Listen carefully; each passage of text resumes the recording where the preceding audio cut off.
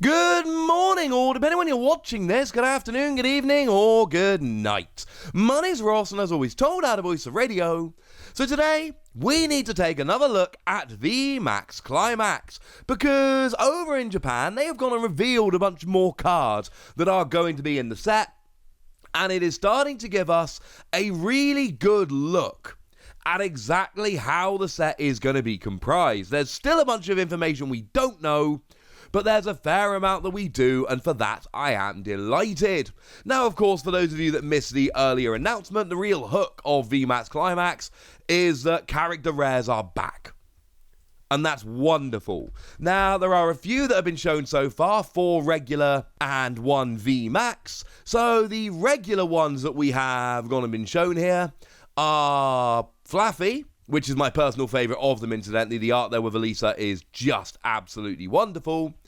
Eevee, we've got ourselves Gardevoir, who is literally just with Doctor, not a named character, which still weirds me out a little bit.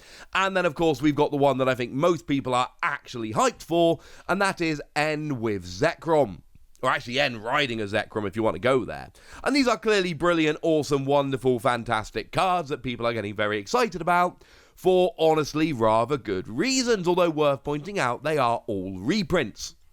The 1 VMAX we've been shown is the Pikachu VMAX, character art with red, but again, what we've got here is the same as Pikachu VMAX. It's exactly the same as the one we saw before. It is the one from Vivid Voltage, just with obviously way better artwork. So what's gone and been revealed today is actually a bunch of reprints. Not new cards, reprints. And what is really interesting, some of the reprints we got shown before are actually very, very interesting, because we've got Duraludon VMAX and Rayquaza VMAX, who are, of course, the 2 main ones from Evolving Skies over here, Skyscraping Perfect and Blue Sky Stream over in Japan, but they've come through with slightly different artwork. I mean, it's different artwork, it's just quite reminiscent of the earlier artwork. But what they've gone and done today is basically shown how they're treating this set, and they are treating it as a, hey, do you want to play competitive Pokemon? I've got your back, buddy, kind of set, along with catching up with us. So one of the cards that they went and revealed is just Crobat V, and it's Crobat V. It is the one where you play it from your hand to your bench, you draw till you got 6 cards in your hand, it's limited to once per turn no matter how many Crobat you play. It is absolutely just Crobat V. But the fact of the matter is that, especially with Dedenne rotating out, Crobat V has gone and become one of the very, very, very, very, very best cards around.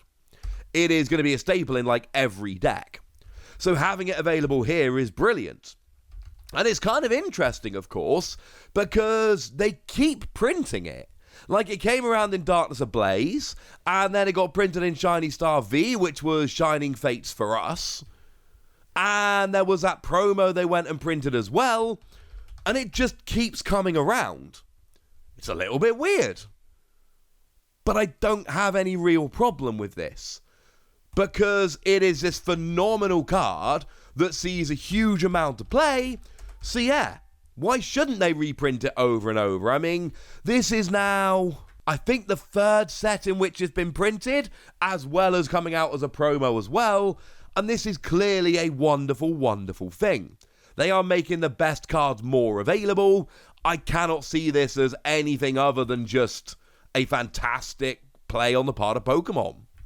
And then they've shown us the 3 Galarian birds, Galarian Moltres, Galarian Zapdos, and Galarian Articuno. Well, Galarian Moltres is clearly the best of them, at least so far, because it's got that amazing ability, lets you attach a darkness energy from a discard pile to it, although again, only one of these per turn, regardless of how many Galarian Moltres you've got out. And then you've got your Galarian Zapdos, which for a single energy, if your opponent's got 3 Pokemon V out, will do 170, which is a phenomenal counter against anything weak to fighting. And then we've got your Galarian Articuno, which has got a nice draw engine, discard 2 cards from your hand and draw 1. But the thing is, we've got all that stuff like Crobat that draws until you've got X cards in your hand. So, yeah, I absolutely do think that even though it might not be seeing a huge amount of play right now, at some point, I am still expecting Galarian Articuno to become a really good card that sees a bunch of play. And essentially, what these free reprints are doing is Pokemon going, hey, we also think these are really good cards, so we're going to go ahead and reprint them here as well, which I cannot see that as anything other than a wonderful thing. This is clearly a good thing, and I am 100% into it. What other cards have they gone and revealed today? Well, the other kind of interesting ones are Inteleon and Bronzong. Now, first of all, Inteleon is one of the best cards in the game right now. It's got that ability, lets you drop 2 damage counters once during your turn per Inteleon, and it's being paired with everything to become like the best deck in the format. So many good decks made with it. But what's interesting is that is not the regular artwork. The regular artwork is the English scan on the screen. The one that is the Japanese scan on the screen, yeah, that's an alternate art. It is actually our pre-release art. And if I show you Bronzong, oh look, that's a different artwork as well. And again, it's pre-release art, which incidentally goes nicely with the Flaffy, which I showed you last time, because the Flaffy, again, is an alternate art card, because it's our pre-release artwork. So what Japan are basically doing here is they are going for the alternate arts that we've got. Generally, Japan tends to get basically everything before we do. However, with the pre-release art, that's about the exception. That is one of the very rare times, certainly I think the only regular time, where we actually get this stuff before Japan. And they did it with Shiny Star V. Shiny Star V had a bunch of pre-release promos in Japan. Well, that's happening again with VMAX Climax. Of course, Shining Fates was the last high-class set before VMAX Climax, and it's just a nice opportunity for them to do that. And obviously, the pre-release promos tend to be pretty good cards anyway, so this is very much a win for people in Japan. And if we look at some of the other cards, we've got Boss's Orders, which is an absolute staple in every single deck. It's the Lysander one, incidentally, the one that we got in Shining Fates. And they've got things like Marnie, which again is an absolute staple in every deck. And yes, I'm sure there's a couple out there that don't. You know what I mean when I say that. Scoop Up Net, which sees a whole bunch of play for reusing abilities, like something like Inteleon, as an example.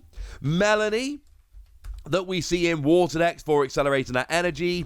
Twin Energy, which is a double energy for single prize Pokemon, which sees a whole bunch of play. My point is, what they are very, very consciously doing here, and it is a very deliberate thing, is they are going, right, what are the staples?